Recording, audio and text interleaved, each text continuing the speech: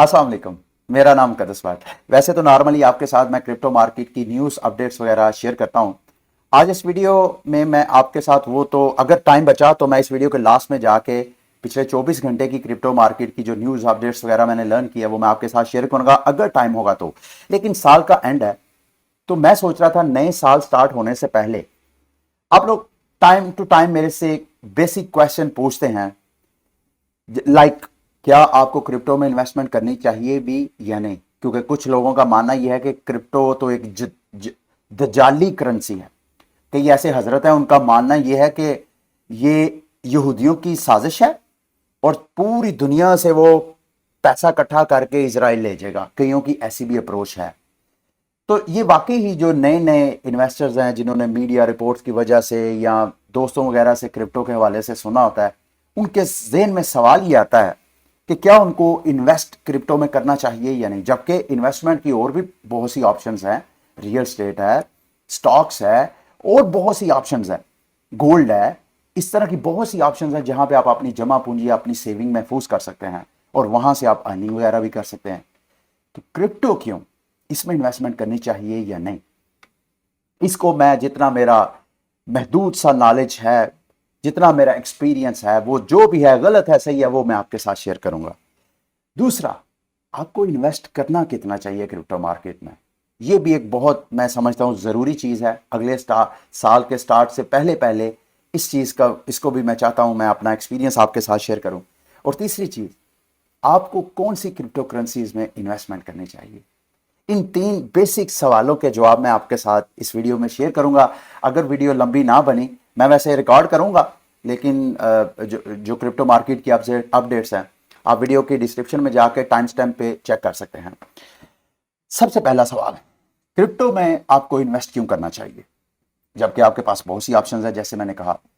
देखें, अच्छा ये जो तीनों चीजें मैं आपको, तीनों सवाल जो बेसिक सवाल है इस पे जो मैं आपके साथ अपनी ओपिनियन का इजहार करूंगा, ये टोटली पर्सन स्पेसिफिक है। यानी जो मेरा एक्सपीरियंस है, जो मेरा नॉलेज है, जरूरी नहीं कि वो हर बंदे के ऊपर सूट भी करता हो या हर बंदे की सोच के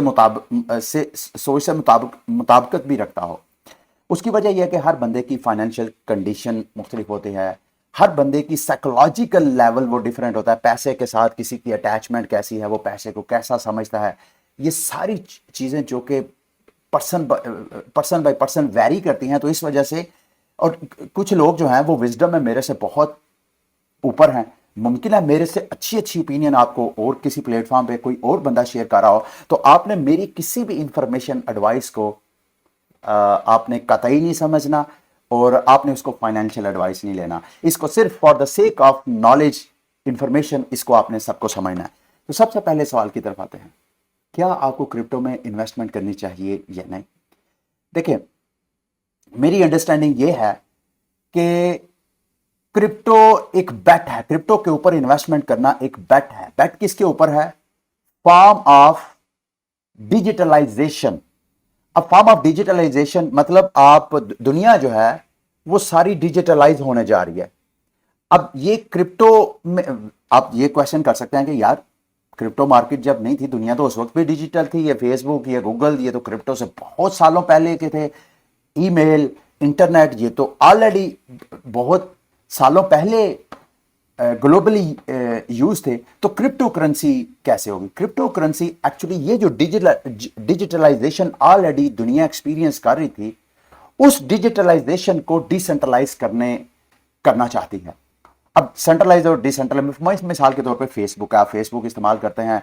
फेसबुक पे नॉर्मली लोग क्या करते हैं, अपनी पिक्चर्स वगैरह, अपनी पर्सनल लाइफ को सारा वहां पे जो है वो शेयर करते हैं, अपलोड करते हैं और वहां से वो दूसरों के साथ शेयर करते हैं। अब मसला यह है कि फेसबुक एक सेंट्रलाइज प्लेटफॉर्म है। आप जो कुछ भी वहां अपलोड करते हैं वो आपके अपने पास नहीं है, बल्कि वो एक फेसबुक के सर्वर में पड़ा हुआ है। वो उसको किस तरह यूज कर सकते हैं, वो आपकी एक्सेस को महदूद कर सकते हैं, क्योंकि वो सेंट्रलाइज चीज है। दुनिया जो है अब देख रही है कि ये जितने डिजिटल प्लेटफॉर्म्स हैं उन सब प्लेटफॉर्म को हम डिसेंट्रलाइज करना चाहते हैं। और जो जो वैल्यू है, मतलब सिर्फ डिजिटलाइजेशन नहीं, जितनी भी वैल्यू है, गोल्ड है तो लोग चाहते हैं कि गोल्ड को जो है वो ट्रांसपोर्ट करना, अगर आपके पास फॉर एग्जांपल 100 तोले सोना है, तो आप अगर उसको एक जगह से लेकर दूसरी जगह जाना चाहते हैं तो आपके लिए बहुत बड़ा मसला है, उसको महफूज करना बहुत बड़ा मसला है।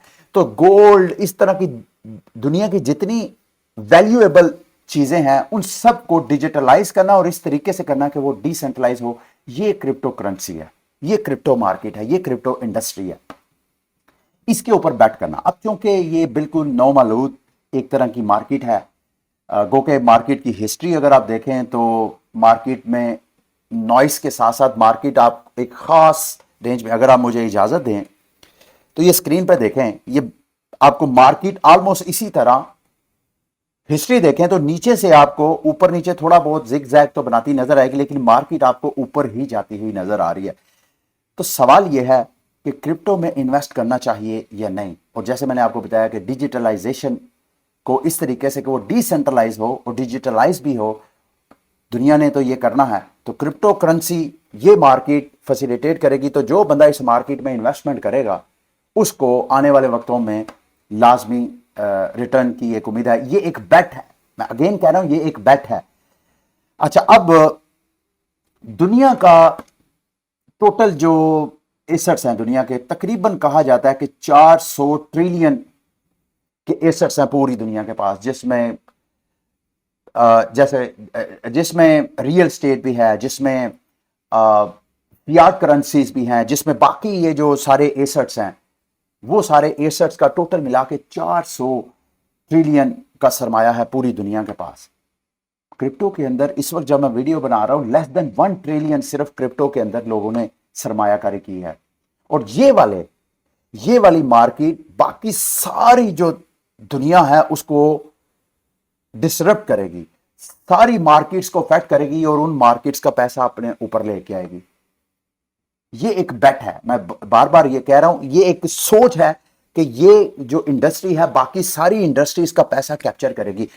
अब थोड़ी देर के लिए मिसाल गोल्ड है, गोल्ड में इस वक्त अगर आप स्क्रीन पर देखें तो गोल्ड की जो टोटल मार्केट कैप है वो तकरीबन 12 ट्रिलियन डॉलर के करीब लोगों की सरमायाकारी है गोल्ड में।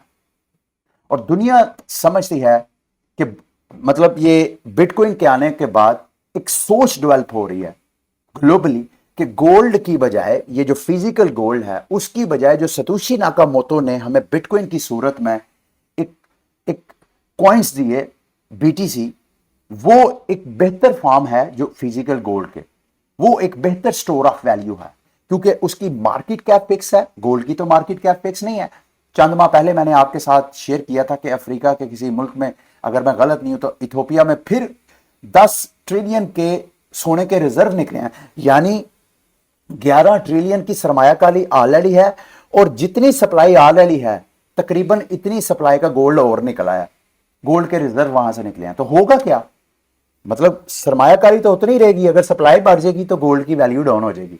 बिटकॉइन के साथ ऐसा नहीं है, बिटकॉइन की सप्लाई जो है वो 21 मिलियन है। तो गोल्ड को हम डिजिटलाइज वर्जन में और डिसेंट्रलाइज वर्जन में जब हम देखने की कोशिश करते हैं इस क्रिप्टो मार्केट में तो बिटकॉइन हमें नजर आता है। तो इसका मतलब यह है कि ये एक बेट है बीइंग अ इन्वेस्टर कि आने वाले वक्तों में जो दुनिया के इन्वेस्टर हैं वो गोल्ड से, फिजिकल गोल्ड से पैसा निकाल के वो डिजिटल गोल्ड में पैसा डालेंगे। अच्छा, उसके अलावा बाकी जो ग्लोबल एसेट्स हैं जैसे एप्पल है, एप्पल आपको क्या सर्विस प्रोवाइड करता है, ये आपको हार्डवेयर प्रोवाइड करता है, एक सेंट्रलाइज्ड प्लेटफॉर्म है। इसी तरह सऊदी अरामको, ये मेरा ख्याल है ऑयल से रिलेटेड फर्म है जिसके ऊपर ट्रिलियंस 1.8 ट्रिलियन यानी बीटीसी से भी ज्यादा इनके पास सरमायाकारी है। गूगल सर्विस प्रोवाइड कर रहा है, गूगल भी एक सेंट्रलाइज्ड प्लेटफॉर्म है जहां पे सॉरी गूगल कह रहा हूं, माइक्रोसॉफ्ट आपको विंडोज की सर्विस प्रोवाइड करता है, हार्डवेयर ऐसी मशीन बनाता है। तो ये जो सारी टेक्नोलॉजीज, ये जो सारे मेटल्स आपको billions of trillions of dollar की सरमायाकारी लेके बैठे हुए हैं। अगर crypto market I don't know, अभी तो गोल्ड की मैंने आपको मिसाल दी है ना, गोल्ड को रिप्लेस करेगा बीटीसी, अगर ये ऐसा इस तरह अगर बैट किया जाए, ये जितनी आपको मार्केट की ये सारी सेंट्रलाइज प्लेटफॉर्म नजर आ रहे हैं जिनके पास ट्रिलियंस ऑफ सरमायाकारी, मुमकिन है आने वाले वक्तों में क्रिप्टो मार्केट के अंदर कोई ऐसा ही क्रिप्टो करेंसी निकला है, कोई ऐसा क्रिप्टो प्रोजेक्ट, ब्लॉकचेन टेक्नोलॉजी आ जाए जो कि इन सेंट्रलाइज प्लेटफॉर्म ही की तरह की सर्विस प्रोवाइड करे लेकिन वो डिसेंट्रलाइज हो और वो भी पॉपुलर हो जाए। जब वो पॉपुलर होगी तो वो उसका मार्केट कैप जो है वो कैप्चर करेगा।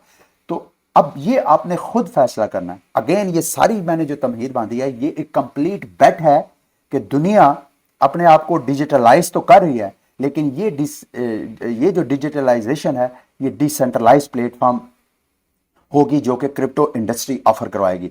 तो इसको आपने जहन में रख के माफ कीजिएगा, आपने खुद फैसला करना है कि आपको इस इंडस्ट्री में सरमायाकारी करनी चाहिए या नहीं, क्योंकि इस वक्त ये इंडस्ट्री अपने बिल्कुल नौजायदगी के अंदर है माफ कीजिएगा, बिल्कुल इब्तदाई अपने मराहिल से गुजर रही है। तो इस टाइमिंग में इन्वेस्टमेंट करना है आपको कितना ज्यादा, अगर तो ये वाकई ही सारी इंडस्ट्रीज को डिस्टर्ब करती है और उन से करती है, तो यू कैन इमेजिन कि इस वक्त जो क्रिप्टो मार्केट की सूरत हाल है, जिसका टोटल मार्केट कैप 1 ट्रिलियन भी नहीं है, टोटल मार्केट जो है 400 ट्रिलियन की है। अगर 400 ट्रिलियन में 10 ट्रिलियन भी ये सरमायाकारी कवर कर लेती है अगले चंद सालों में, तो आप इमेजिन करें कि आपकी इन्वेस्टमेंट पे आपको कितना ज्यादा आउटपुट मिल सकता है। दूसरा सवाल, हाउ मच टू इन्वेस्ट, इसको मैं मुख्तलिफ एंगल से डिस्कस करना चाहता हूं। ओबियसली अगेन क्रिप्टो मार्केट में इन्वेस्ट कितना करना चाहिए ये भी पर्सन टू पर्सन वैरी करता है, लेकिन कुछ चीजें ऐसी हैं इन्वेस्टमेंट करने के दौरान, एक ऐसी चीज है जो कि मैं समझता हूं मोस्टली हमारे जो रिटेलर्स हैं, क्योंकि उनकी कोई फाइनेंशियल ट्रेनिंग नहीं होती है, तो इस वजह से वो एक फैक्टर को इग्नोर करते हैं, वो है रोल ऑफ परसेंटेज, कि आपको अपने पोर्टफोलियो का कितने परसेंट इन्वेस्ट करना चाहिए। ये हमारा अमूमन हम एक चीज देखते हैं, यार गोल्ड का रेट इस वक्त ऊपर जाने वाला है, हम जो है वो ज्यादा से ज्यादा जितनी हमारी गुंजाइश बनती है हम उसमें, यार ये फलां जगह रियल एस्टेट की प्राइसेस जो है वो बढ़ सकती हैं, हम जनाब धड़ाधड़ उसको खरीदारी नहीं, ये अप्रोच गलत है। ये जैसे दीगर इन्वेस्टमेंट मार्केट्स में भी ये अप्रोच गलत है, ये सेम फिनोमेना क्रिप्टो में भी अप्लाई होता है। जब भी आपने क्रिप्टो में इन्वेस्टमेंट करनी है तो बाकायदा अपने पोर्टफोलियो का जायजा लेना कि मेरा पोर्टफोलियो कितना है, और उसका एक मखसूस परसेंटेज आपने इसमें इन्वेस्ट करनी है। अब कितनी परसेंटेज इन्वेस्ट करनी है, again person to person vary करता है। मिसाल के तौर पर अगर आप अपने पोर्टफोलियो का 2% इन्वेस्ट करते हैं और क्रिप्टो मार्केट वाकई ही फॉर एग्जांपल जीरो हो जाती है, डेड हो जाती है, जैसे कि ये यहूदी लॉबी है स्टार्ट में, जैसे मैंने आपको कहा दजाली करेंसी है, तो आप इस दजाली करेंसी और यहूदी लॉबी से कितना नुकसान उठाएंगे अपने पोर्टफोलियो का? 2%। 2% यू कैन अफोर्ड इट। लेकिन अगर ये 2% का वाकई ये मार्केट ग्रो करती है, 2% का 4% आपको रिटर्न मिलेगा, तो आपको खुशी मिलेगी। तो आपने उतना इसमें उतने परसेंटेज इसमें इन्वेस्ट करना है जितने परसेंटेज के, और दूसरा रिस्क के फैक्टर को आपने उतना इन्वेस्ट करना है, उतना इस मार्केट में रिस्क लेना है जितना you can afford to lose. और जब भी आपने ये, वैसे तो लास्ट में लेवरेज, जब भी आपने क्रिप्टो मार्केट में जितना भी इन्वेस्ट करना है अपनी बैलेंस शीट में उसको जीरो कर दें कि ये जीरो होगी। ये एक्चुअली तो ये किसी भी इन्वेस्टमेंट मार्केट में इन्वेस्टमेंट का एक सही साइकोलॉजिकल माइंडसेट है कि जब भी आप इन्वेस्टमेंट करें, क्योंकि इन्वेस्टमेंट आपने वो करनी होती है जो आपके पास एक्स्ट्रा पैसे हों, जरूरत के पैसे इन्वेस्ट नहीं करने चाहिए। तो जो आपके पास एक्स्ट्रा पैसे हैं, जब भी आप किसी इन्वेस्टमेंट मार्केट में इन्वेस्ट करें तो बैलेंस शीट में उसको जीरो कर दें, उस पर जितना आपको रिटर्न मिले वो आपकी लाइफ का बोनस है। ये आप माइंडसेट रखेंगे तो आपकी इन्वेस्टमेंट में, डिसीजन मेकिंग में बड़े आप साउंड माइंड के साथ इन्वेस्ट करेंगे। अदरवाइज आपके जो डिप्रेशन के अंदर, टेंशन के अंदर आपकी जो डिसीजन मेकिंग है वो भी इफेक्ट हो सकती है। दूसरा, इन्वेस्ट करने का डीसीए और ट्रेडिंग, दो मुख्तलिफ स्ट्रैटेजी है। डीसीए क्या है, ये आपने खुद फैसला करना है कि आपने क्रिप्टो मार्केट में इन्वेस्टमेंट क्या, डीसीए क्या होता है? डॉलर कॉस्ट एवरेजिंग, यानी आप जिस क्रिप्टो करेंसी एसेट में इन्वेस्ट करना चाहते हैं आपने उसकी प्राइस को वॉच नहीं करना, एक मखसूस दुरानिया में, मतलब मिसाल के तौर पे कोई हफ्तावार, कोई माहवार बाइंग वगैरह करना चाहते हैं तो आपकी ये अप्रोच भी हो सकती है। और दूसरी ट्रेडिंग, यानी buy from the low and sell from the top.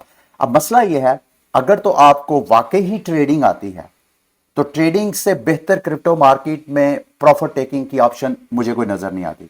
यानी आप जैसे ही प्राइस, क्योंकि ये जो क्रिप्टो मार्केट है दीगर इन्वेस्टमेंट मार्केट की तरह ये भी ना तो एकदम ऊपर जाती है ना एकदम नीचे जाती है, ये अपने जिगजैग बनाती है, कभी ऊपर जाती है कभी नीचे जाती है, कभी ऊपर जाती है कभी नीचे जाती है। ये ऊपर नीचे जाने के दौरान अगर आप बाय और सेल वगैरह करते हैं तो आप कई गुना प्रॉफिट कमा सकते हैं अगर आप डीसीए के साथ इसको कंपेयर करें। तो डीसीए उन लोगों के लिए है जिनको ट्रेडिंग वगैरह नहीं आती, क्योंकि ट्रेडिंग में रिस्क ज्यादा है। ट्रेडिंग में अगर आप गलत एंट्री लेते हैं, गलत एग्जिट लेते हैं, तो आपको नुकसानात के चांसेस हैं। लेकिन अगर आप उस झंझट में नहीं पड़ना चाहते आप, तो बेस्ट ऑप्शन ये है कि आप डीसीए करें। आप प्राइस के ऊपर नजर ना रखें, आप पहले तो जिसमें इन्वेस्टमेंट करनी है उसको थारोली स्टडी करें। अपना जो भी आपका फ्रेम ऑफ माइंड है कि भाई मुझे इस तरह की क्रिप्टो करेंसी या इस तरह की मैं समझता हूं आइंदा आने वाले वक्तों में जो इंडस्ट्री है वहां से पैसा निकल के क्रिप्टो की इस फलां करेंसी में आ सकता है, तो उसमें आप डॉलर कॉस्ट एवरेजिंग करें। उसमें आपको फिर प्राइस की तरफ देखने की जरूरत नहीं है। बस आप थोड़ा थोड़ा या जितना भी मैंने परसेंटेज आपको ऊपर बताया उस परसेंटेज कितने दौरानिये में आपने करना है वो आप करते जाएं। अच्छा, तीसरी अप्रोच साइक्लिकल मार्केट और होल्डिंग। एक चीज ये भी पर्सन टू पर्सन वैरी करती है। दीगर इन्वेस्टमेंट मार्केट की तरह क्रिप्टो मार्केट भी साइक्लिकल मूव होती है। अगर आप मुझे इजाजत दें, ये चार्ट देखें, ये बीटीसी का चार्ट है। हर क्रिप्टो करेंसी का जो पंप और डंप का साइकिल है वो डिफरेंट वैरी करता है। बिटकॉइन का जो साइकिल है पंप और डंप का, बिटकॉइन की हाल्विंग के साथ रिलेट करता है। बिटकॉइन की हाल्विंग क्या होती है? बिटकॉइन के माइनर्स जो नेटवर्क को सपोर्ट करते हैं, उन माइनर्स को बिटकॉइन रिवॉर्ड के तौर पे दिया जाता है। ये रिवॉर्ड हर 4 साल बाद तकरीबन 2,10,000 ब्लॉक्स माइन करने के बाद ये रिवॉर्ड हाफ हो जाता है। इसको हाल्विंग बोलते हैं। हर हाल्विंग के दौरान, यानी एक हाल्विंग से दूसरे हाल्विंग के दौरान, जो बिटकॉइन की प्राइस है वो कई बार पंप और फिर डंप, फिर पंप और डंप। ये अभी तक की जो बिटकॉइन की हिस्ट्री है वो यही बता रही है। अगर आप सारा ये चार्ट की तरफ अगर आप नजर डालें, 2012 की हाल्विंग के दौरान बीटीसी की प्राइस ने पंप किया तकरीबन 70,000, जो 70,000 ब्लॉक्स थे बिटकॉइन की प्राइस जो है वो पंप की। फिर उसके बाद प्रॉफिट टेकिंग हुई और उसके बाद फिर एक्यूमुलेशन हुई, थोड़ा सा साइडवेज रेंज, खास रेंज में ट्रेड होती गई उस वक्त तक जब तक कि नेक्स्ट हाल्विंग स्टार्ट नहीं हुई। फिर हाल्विंग में, अब ये मैं आपको साइक्लिकल क्यों बता रहा हूं, अगर तो आपने होल्डिंग नहीं करनी है। होल्डिंग क्या होती है कि आपने इन्वेस्ट कर दिया 10 साल 20 साल, आपने इंतजार नहीं करता। जैसे हमारे बड़े करते आ रहे थे नस्ल दर नस्ल, कि वो सोना लेके रख लेते थे, वो सोना अगली नस्ल को शादी ब्याह में वो ट्रांसफर कर देते। तो इस तरह जो सरमायाकारी जमा पूंजी थी नस्ल दर नस्ल शिफ्ट होती आ रही थी ये पिछले कई सदियों से। तो इसी तरह बिटकॉइन को भी या क्रिप्टो मार्केट की दीगर क्रिप्टो करेंसी को अगर कोई लॉन्ग टर्म सेविंग के लिए रखना चाहता है, होल्डिंग करना चाहता है, तो उसको तो फिर ये साइक्लिकल की टेंशन की जरूरत नहीं है। लेकिन जो बंदे साइक्लिकल करना चाहते हैं, ये भी एक बेस्ट स्ट्रेटेजी है। यानी डीसीए के अंदर भी साइक्लिकल को लाजमी वॉच करना चाहिए कि जिस क्रिप्टो करेंसी में आप इन्वेस्टमेंट कर रहे हैं उसकी हिस्ट्री पहले देखें और देखें कि किस उसके साइकिल में कौन कौन से ऐसे साइकिल में वो पंप करती है, कौन कौन से ऐसे में डंप करती है। अगर आप उस साइकिल के अंदर हो जिस साइकिल में प्राइस उसकी पंप होती है, तो आपने बाय नहीं करना, आपने इंतजार करना है कि वो प्राइस दोबारा डंप करे। क्योंकि अगर वो पंप की है तो उसका वो वाला पंप वाला साइकिल जब खत्म होगा तो वो डंप होगी। जब वो डंप होगी तो उस वक्त आपने उसके अंदर एंट्री डालनी है। ये पंप और डंप की जो साइकिल्स हैं ये भी आपने जहन में रख के फिर आपने इन्वेस्टमेंट करनी है। लास्ट में लेवरेज, क्रिप्टो मार्केट में आपने, चूंकि मैंने स्टार्ट में आपको बताया ये मेरी नजर में एक बेट है, इसमें आपने, अगर आपने सेफ रहना है, टेंशन फ्री रहना है, तो लेवरेज लेके आपने इन्वेस्टमेंट नहीं करनी। लेवरेज से मुराद ये मेरी नहीं है कि फ्यूचर ट्रेड है तो आप फ्यूचर में लेवरेज लेके ट्रेडिंग करनी है। लेवरेज से मुराद ये है कि आपने इसमें पैसा वो इन्वेस्ट करना है जो आपका अपना है और अपना भी वो वाला है जो कि एक्स्ट्रा है। ऐसा नहीं है कि आपको किसी पैसे की जरूरत है आने वाले किसी वक्त में। फॉर एग्जांपल किसी बंदे ने किसी शादी के लिए पैसे सेव रखे हुए थे तो वो क्रिप्टो में इन्वेस्ट कर दीजिए, मेरे बच्चे की या बच्चे की अगले साल शादी है तो तब तक मैं इसमें इन्वेस्टमेंट कर देता हूं ताकि जब शादी आए तो इस तरह की अप्रोच कभी आपने रख के क्रिप्टो में इन्वेस्टमेंट नहीं करनी। बल्कि ये किसी भी इन्वेस्टमेंट मार्केट में अच्छी इन्वेस्टमेंट स्ट्रेटजी नहीं है। तो आपने यही चीज, यही रूल क्रिप्टो मार्केट में, जो बंदा भी लेवरेज लेता है हाईली रिस्की वो होता है उसकी सरमायाकारी। तो आपने रिस्क फ्री अगर करना है तो लेवरेज फ्री होके, और वो भी ये जो ऊपर वाले सारे मैंने आपको ओपिनियन का इजहार किया उन सबको जहन में रख के आपने फिर इन्वेस्ट करना है। अगला मेन सवाल कि इन्वेस्ट करना किस में चाहिए, ये भी again person to person vary करता है।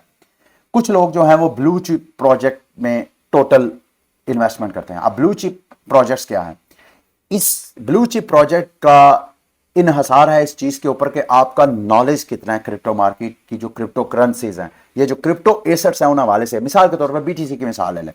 अब बीटीसी को फॉर एग्जांपल आप समझते हैं कि यार वाकई ही जितना आपका नॉलेज है वो बताता है कि बीटीसी से बेहतर कोई भी store of value crypto asset नहीं है।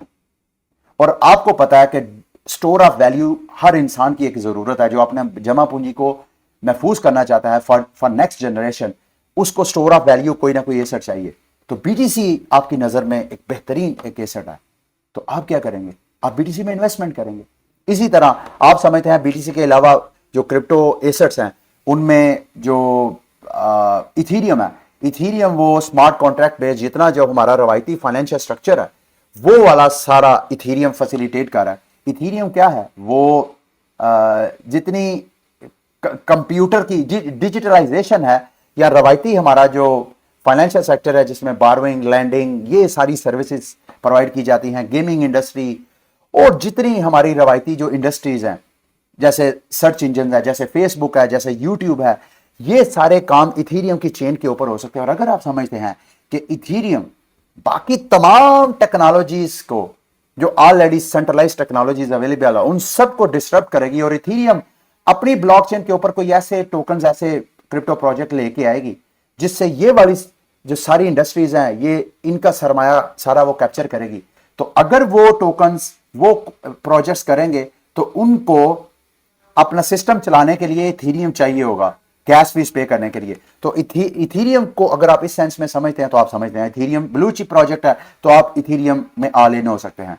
कुछ लोग ऐसे करते हैं तो वो स्टोर ऑफ वैल्यू में भी करते हैं, वो इसमें जितने जितने नीचे नजर आते हैं वो हर नीचे में थोड़ी थोड़ी इन्वेस्टमेंट करते हैं, क्योंकि ये ब्लू चिप प्रोजेक्ट ऑलरेडी इतने ज्यादा हाइप्ड होते हैं, ऑलरेडी मार्केट से अच्छा खासा सरमाया, तो यहां पे आपको रिटर्न कम मिलता है।